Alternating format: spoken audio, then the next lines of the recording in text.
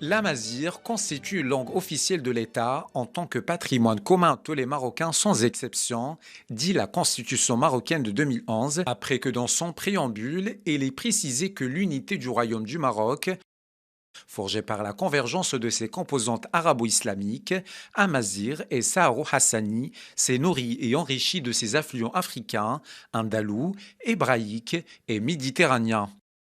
10 années auparavant, sur décision royale, l'Institut royal de la culture amazigh était créé suite au fameux discours d'Ajdir et en janvier 2023, Sa Majesté le Roi avait décidé de faire du 14 janvier un jour férié officiel. Mais pour autant, la mise en œuvre et l'installation de la culture amazigh de manière structurée demeurent perfectibles. La diversité de la culture amazigh et sa nature encore largement présentée comme essentiellement orale constituent des obstacles à son expansion dans l'ensemble de la population non amazirophone.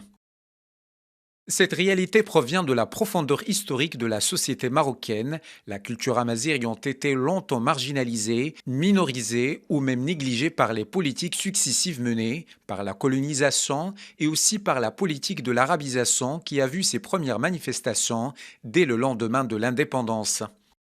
Dans le quotidien de la société marocaine, la prééminence de la dalija, de l'arabe et aussi du français contribue aussi à une minorisation de la langue amazigh, bien qu'on sait que dans leur vie, les Marocains ne font absolument aucune distinction qualitative ou normée entre arabe et amazighen, si tant est que cette distinction existe.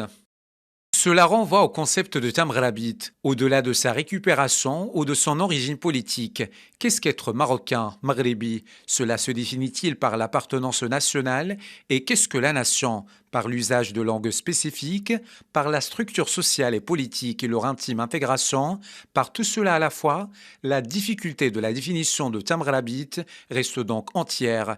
Quelles sont les étapes franchies par le Maroc, ses chercheurs, ses intellectuels, ses politiques, pour franchir le plafond de verre qui semble encore cantonner la langue amazigh dans l'oralité, où en est l'évolution et même la production littéraire, académique et même scientifique de l'amazirité.